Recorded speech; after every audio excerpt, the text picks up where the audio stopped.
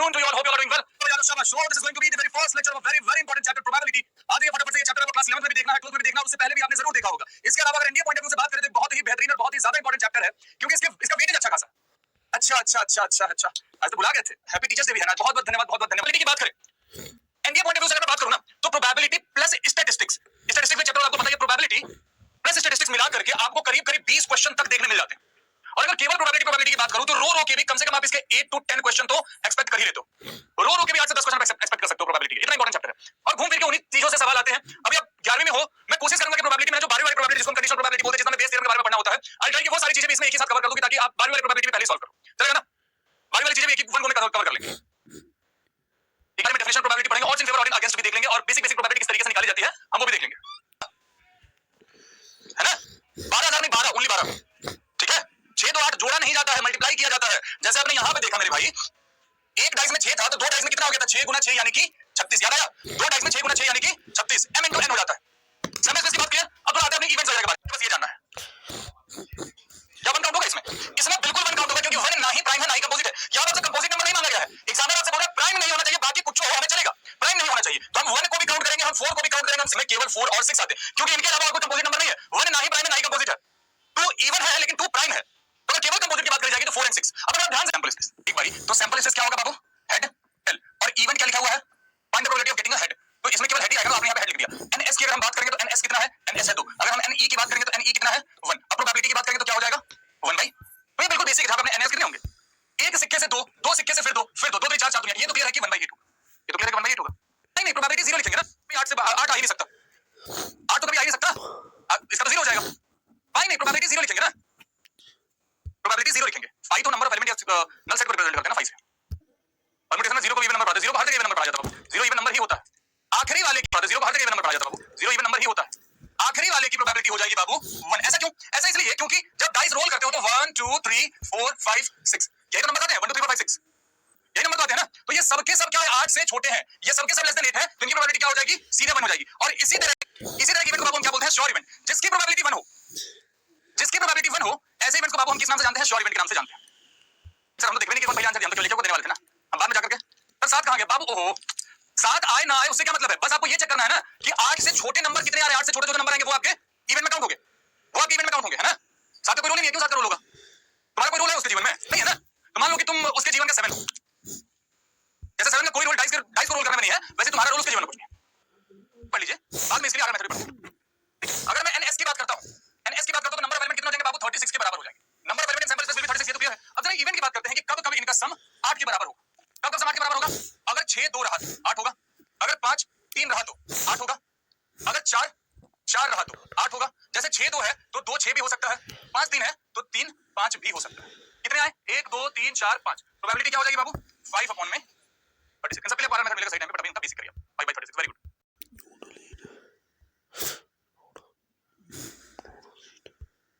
हो सकता है या तो 4 हो, चले करेंगे. सम हमारा या तो 2 हो सकता है, या तो 4 हो सकता है, या तो 6 हो सकता है, या तो 8 10 12. इवन सम का मतलब यही होता है ना. इवन सम का मतलब यही होता है. अब ध्यान दीजिए, 2 हम कब तक बना सकते हैं? तो भैया 2 तब बनेगा अगर 1 1 आ रहा है. तो और 2 बन नहीं सकता. 4 कब बन सकता है? 4 तब बन सकता है जब भैया 3 1 हो, 1 3 हो, या साथ में 2 2 हो. ठीक है. अब 6 बनाने की बात है. तो 6 कब बन सकता है? जब 4 2 हो, 2 4 हो और 3 3 हो. उसके अलावा 1 5 हो, 5 1 हो. 6 तभी बनेगा. 6 तभी बनेगा. 8 कब बन सकता है? 8 तब बन सकता है जब भैया 2 6 हो, 6 2 हो. फिर उसके बाद 3 5 हो, 5 3 हो और 1 4 4 हो. और तो कोई तरीका नहीं है 8 बनाने का. और तो कोई तरीका नहीं 8 बनाने का. ठीक है. 10 कब बन सकता है?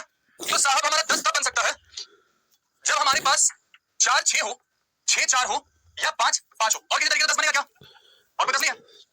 जब 12 की बात करते हैं तो 12 केवल 6 6 से बन सकता है. और कोई तरीका 12 बनाने का नहीं है. और कोई तरीका 12 बनाने का नहीं है. काउंट करिए जरा एक बारी. 1 2 3 4 5 6 7 8 9 10. अगली क्लास से पहले ही मैं अगली क्लास में चला रहा मेथड देखूंगा. अगली क्लास में मैं इन सबके 11 मेथड बता दूंगा. तो तुम लगे सही है तो सैंपल देखने की जरूरत ही नहीं है. कि आपका क्या सब में आपका 2 आ रहा है, चाहे सब में कहीं 3 आ रहा है, चाहे सब में कहीं 5 आ रहा है, सब में कहीं आपका 7 आ रहा है, सब में कहीं आपका 11 आ रहा है. 11 तो बड़े बड़े नंबर बताएंगे. कर लोगे आप? कर लोगे आप? ठीक है. अब ये दोनों ट्राई करें आप. It's time to end the session. अगली क्लास में इसके 11 मेथड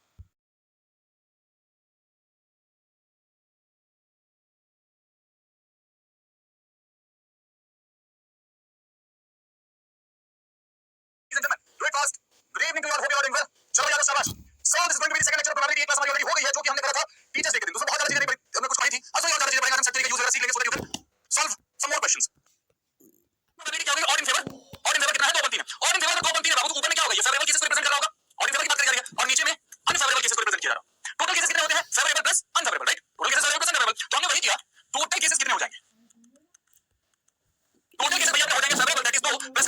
3 यानी कि 5। और प्रोबेबिलिटी कैसे निकालते हैं? प्रोबेबिलिटी होता है फेवरेबल अपॉन में टोटल केसेस। फेवरेबल हमारे पास 2 था तो 2 अपॉन में 5, this will be the probability of event E. क्या ये सारी बातें आपके ध्यान में चली गई हैं? मैं चैट ऑन करता हूं, जरा बता दीजिए एक बार। बिल्कुल। हां, 1 माइनस p, अब 1 माइनस p का मतलब क्या होगा? सवाल किस प्रकार का पूछा जा सकता है? देखिए कई बार ना नेगेटिव अप्रोच से चीजें हमें ज्यादा आसान पड़ती है। परम्यूटेशन कॉम्बिनेशन पर जो है, परम्यूटेशन कॉम्बिनेशन में भी पूछा, हमने नेगेटिव अप्रोच में लगाया था तो हमारी चीजें ज्यादा आसान पड़ रही थी। प्रोबेबिलिटी में भी बहुत से सवाल नेगेटिव अप्रोच से ज्यादा आसानी से सॉल्व होते हैं। वही बात है ये p एक कॉम्प्लीमेंट की चीज। जैसे अगर मैं बोलूं, अगर मैं बोलता हूं कि क्वेश्चन लिखा, मान ले if 2 dice are rolled together, are rolled together, 2 dices are rolled together, find the probability that the sum appears is greater than 4। मतलब क्या हुआ इसका? मतलब ये हो गया भाई कि हम एक साथ 2 डाइस रोल करते हैं, दोनों का नंबर आएंगे और दोनों के नंबर का क्वेश्चन होगा। हमें ये बताना है कि इस बात की क्या प्रोबेबिलिटी है, इस बात की क्या प्रोबेबिलिटी है कि जो उसमें सम अपीयर करेगा वो 4 से बड़ा होगा। अब 4 से बड़ा जब आप देखेंगे तो बहुत सारे नंबर आएंगे, बहुत सारे नंबर 4 से बड़े आएंगे, तो हमें बहुत बड़ा इवेंट बनाना पड़ेगा। तो इसके लिए हम क्या करते हैं? सबसे पहले तो ns की वैल्यू आपको पता है, ये तो सबको पता है कि ns क्या हो जाएगा, यानी कि चैंबर में कितने इवेंट आएंगे, 2 डाइस रोल कर रहे हो तो सिंपल सी बात है, 6 गुना 6 हमने लास्ट क्लास में डिस्कस किया था 36। अब हमने क्या किया? हमने अपने मन से इवेंट बनाया। हमने अपने मन से इवेंट क्या बनाया? ई करके इवेंट बनाया, सम लेस देन और equal to, sum less than और इक्वल टू 4। क्योंकि सवाल में क्या पूछा था? Sum greater than 4। सवाल हुआ कि सम ग्रेटर देन 4 हो, इस बात की क्या प्रोबेबिलिटी है? तो हमने लेस देन और इक्वल टू दोनों केसेस को लेकर चले। हमने ये बोला कि सम लेस देन और इक्वल टू 4 का इवेंट बनाते हैं हम। अब इस इवेंट में सैंपल पॉइंट फाइंड करना बहुत इजी है। जैसे 1 1 इनका सम कितना बाबू? 2 के बराबर छोटा है। 1 2 1 3 लिख सकते हैं, ठीक है? 2 1 2 2 लिख सकते हैं, 2 3 लिख सकते हैं, 2 3 5 हो जाएगा, इक्वल टू 4 तक लेकर चलाना। फिर उसके बाद 3 1, इसके अलावा कोई नंबर नहीं बनेगा। एक सम हो नहीं सकता, 1 1 2 बना, 1 2 3 बना, 1 3 4 बना, 2 1 3 बना, 2 2 4 बना, 3 1 4 बना। अब अगर मैं pe की बात करता हूं, अब अगर मैं pe की बात करता हूं तो 1 2 3 4 5 6 6 अपॉन 36 दैट इज 1/6। लेकिन सवाल क्या पूछा गया था? सवाल तो पूछा था ना, सवाल वाज कि सम ग्रेटर देन 4। इस बात की क्या प्रोबेबिलिटी है कि सम ग्रेटर देन 4 हो? तो हमने क्या निकाला है? हमने निकाला है कि सम 4 या 4 के बराबर हो। एज पर क्वेश्चन हमें फाइंड करना है pe कॉम्प्लीमेंट। कॉम्प्लीमेंट क्या होता है? ये सेट में आपको बता चुका हूं। pe कॉम्प्लीमेंट की वैल्यू क्या होगी? तो बाबू pe कॉम्प्लीमेंट की वैल्यू हो जाएगी 1 - 1/6 यानी कि 5/6। सिंपल। क्या ये बात समझ में आ गई? क्या ये नेगेटिव अप्रोच आपको समझ में आ गया? कंफर्म करेंगे एक बार। तूफान आ गया? हां, तो दिस इज द आंसर। लेकिन समझने वाली बात है भाई कि हमने यहां पे किया क्या? हमने अटेंड सिलेक्शन किया है ना, हम एक उसमें से टिकट सेलेक्ट कर रहे हैं। क्या कर रहे हैं? हम उसमें से एक टिकट सेलेक्ट कर रहे हैं और जहां सिलेक्शन आता है वहां पे क्या हुआ? सब वहां पे कॉम्बिनेशन आता है। जहां पे सिलेक्शन आता है वहां पे कॉम्बिनेशन आता है। इसीलिए the best way to write this is कि हम लिखेंगे कि इन में से हमें एक सेलेक्ट करना है फेवरेबल के लिए, तो 9C1। और ओवरऑल कितने में से सेलेक्ट करना है? 24 में से सेलेक्ट करना है, तो हम इसको क्या लिखेंगे? 24C1। अगर पता है 9C1 अपॉन 24C1 की जो वैल्यू है वो 9 अपॉन 24 के बराबर ही होगी। ऑप्शन में भी यही है, काट के नहीं दिया तो हम यहीं पे छोड़ देंगे, ठीक है? कॉम्बिनेशन ध्यान में रखिएगा। अगर ये सवाल ऐसा रहता है कि हम एक की जगह 2 कार्ड, हम एक की जगह 2 कार्ड सेलेक्ट करते हैं। अगर ये सवाल रहता है, चेंजेस आपको बता रहा हूं कि if 2 tickets are selected, find the probability both ticket निकाल रहे हैं। क्या कर रहे हैं? एक ही साथ दोनों टिकट निकाल रहे हैं। देखो कितना मैथमेटिक्स, कितना प्यारा चीज है कि एक वर्ड ऐड करने से एक वर्ड हटाने से चीजें बदल जाती है ना? एक चीज ऐड करने से और एक वर्ड ऐड करने से एक वर्ड हटाने से बिल्कुल बदल जाता है। हमने क्या लिखा कि 2 tickets are selected simultaneously, find the probability both are prime। simultaneously का मतलब क्या है? simultaneously का मतलब है कि आप एक ही बार हाथ इसमें डाल रहे हैं और 2 टिकट निकाल रहे हैं। टोटल फेवरेबल केसेस कितना हो जाएगा? 24 में से 2 टिकट सेलेक्ट करना है और दोनों ही अगर प्राइम होना है तो दोनों प्राइम यानी कि इसी 9 में से होना चाहिए। तो हम लिखेंगे कि 9C2। 9C2 की वैल्यू कितनी हो जाएगी? 9 8 7 लिखने की जरूरत नहीं अपॉन में, तो यहां पे क्या हो जाएगा?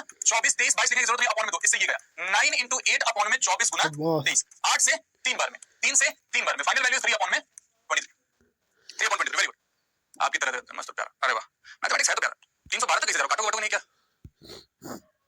सर जिसने एनसीईआरटी खत्म करो आरएस हो जाएगा। बाबू पहली चीज तो ये ना मे भी हो जाए, परम्यूटेशन कॉम्बिनेशन नहीं पढ़ा तो बाबू ये भी मत पढ़ो। हम पागल नहीं है ना, किससे पहले परम्यूटेशन कॉम्बिनेशन पढ़ाया? हम पागल नहीं है ना, किससे पहले सेट थ्योरी पढ़ाया? जब आपको बोला है कि प्रोबेबिलिटी में बारहवीं लेवल तक का वन को नहीं पढ़ाऊंगा, इसमें आपको बारहवीं लेवल तक की प्रोबेबिलिटी खत्म करूंगा, कंडीशन वगैरह सब, ठीक है? तो पहले परम्यूटेशन कॉम्बिनेशन खत्म करके आइए, हर जगह पढ़ा रही है सॉल्व करेंगे 9C1 समझ आए। अंक का मतलब होता है डब्बा, ठीक है? पहले सवाल को ध्यान से समझ लेना, मैं टाइमलेस बोल देता हूं, कोई भी मतलब का झटपट नहीं करेगा, सवाल को बहुत ध्यान से समझ लेना।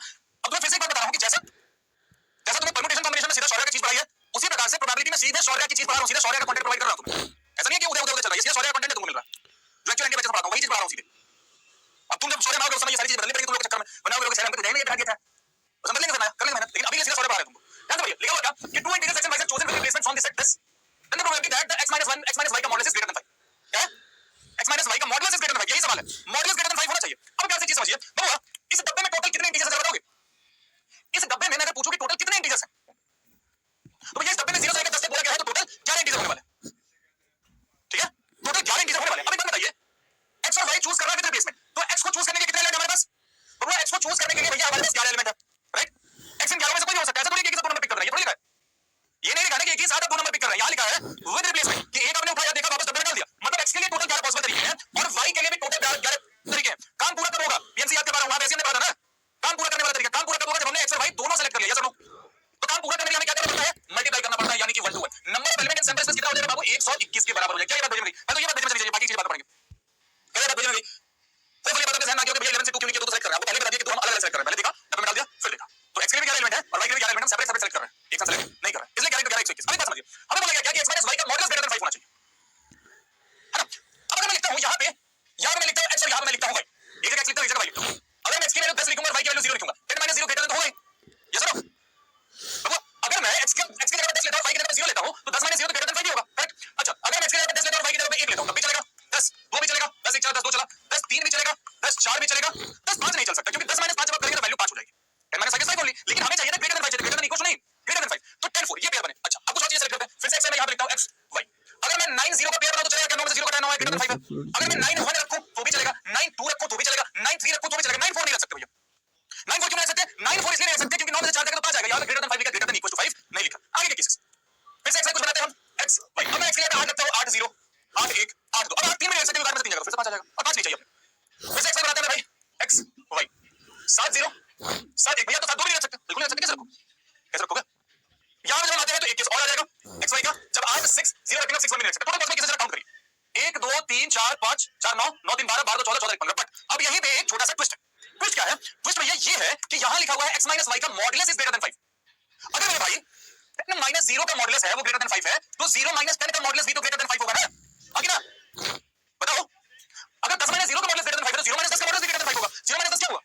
0 - 10 हुआ -10 और -10 का जब आपने मॉडुलस किया तो 10 हो गया, and this is greater than 5। इसका मतलब हम इन सबके उल्टे पेयर भी ले सकते हैं। 10 0 की जगह हम 0 10 भी कंसीडर करेंगे, 10 1 की जगह हम 1 10 भी कंसीडर करेंगे, 10 2 की जगह हम 2 10 भी कंसीडर करेंगे, 10 3 की जगह हम 3 10 10 4 की जगह हम 4 10 एंड सो ऑन। इसका मतलब क्या हुआ बबुआ? जब हम ne की बात करते हैं, नंबर ऑफ वेरिएबल इवन की बात करते हैं, तो ne की वैल्यू कितनी हो जाएगी? 2 गुना ये 15, that is 30। Total variable cases हमारे पास कितने होंगे मेरे भाई? 30 के बराबर।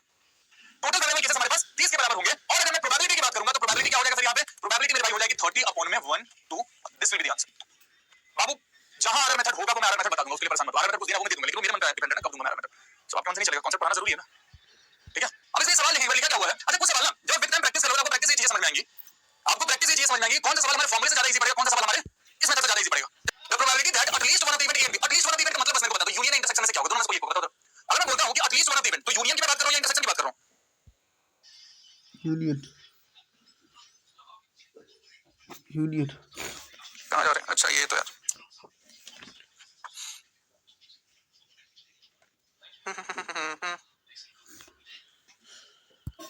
Union union union, very good very good very good. अरे इंटरसेक्शन, ये बाबू इंटरसेक्शन वाला कौन था? ए धीरे आओ यार, जरा धीरे आओ ना, चट से मारेंगे गाल पे लाल हो जाओगे। समझ? इंटरसेक्शन बोल रहे हैं ये। एटलीस्ट का मतलब क्या होता है बाबू? एटलीस्ट का मतलब होता है कम से कम। हिंदी में पढ़िए ना, इतनी बेसिक इंग्लिश तो सबको आती होगी। एटलीस्ट का मतलब होता है कम से कम। एटलीस्ट ए एंड बी लिखा हुआ है, यहां पे एटलीस्ट ए और बी लिख दो, कंफ्यूजन होगा तो एटलीस्ट के साथ ए का एंड कभी आ नहीं सकता, एटलीस्ट ए और बी लिख दो, ठीक है? At least one of the events A और बी का मतलब है कि हमसे बोला गया है पी ए यूनियन बी की जो वैल्यू है मेरे भाई वो कितनी है? 0.6 के बराबर, राइट? 0.6 के बराबर। If A and B occur simultaneously with probability 0.2, अब अगर simultaneously का मतलब क्या है? अगर simultaneously का मतलब क्या है? साथ में। simultaneously का मतलब है साथ में, यानी कि P A इंटरसेक्शन B की वैल्यू क्या हो जाएगी बबुआ? 0.2 के बराबर हो जाएगी। अब हमसे पूछा गया P A complement plus B complement की वैल्यू क्या होगी? एक बात बताइए, P A कॉम्प्लीमेंट को ध्यान से सुनिए, P A कॉम्प्लीमेंट को मैं 1 माइनस P A लिख दूं तो क्या किसी के पेट में दर्द होगा? बस मुझे देखना बताइए। अगर मैं P A कॉम्प्लीमेंट को 1 माइनस P A लिख देता हूं तो किसी के पेट में कोई दर्द होगा क्या? नहीं होना चाहिए। हो रहा है तो दवाई लो, ठीक है? P B कॉम्प्लीमेंट को अगर मैं 1 माइनस P B लिख देता हूं तो किसी के पेट में फिर से कोई दर्द होगा तो फिर से दोबारा दवाई खा लो।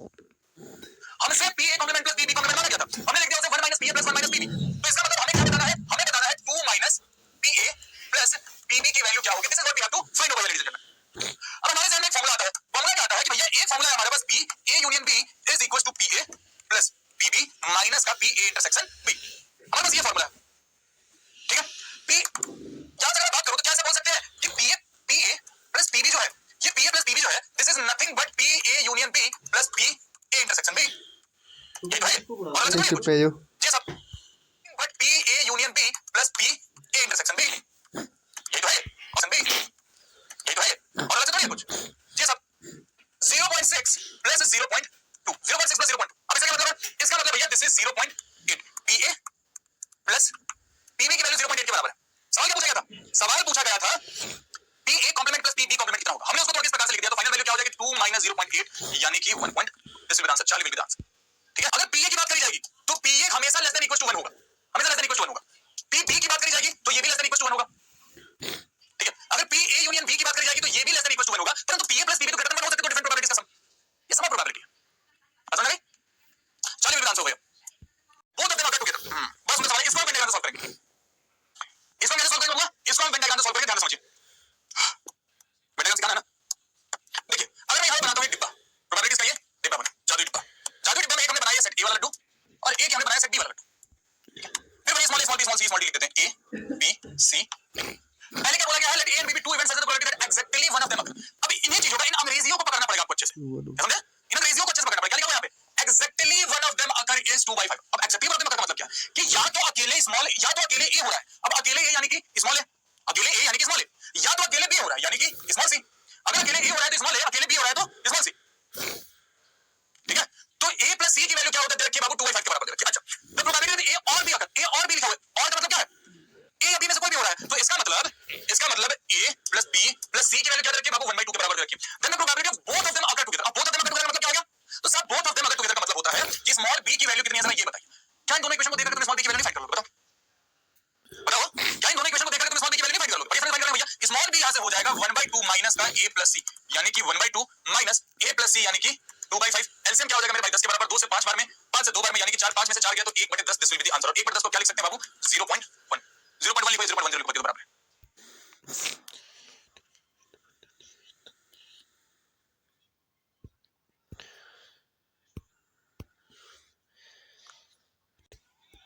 N K Y O, thank you for cooperating.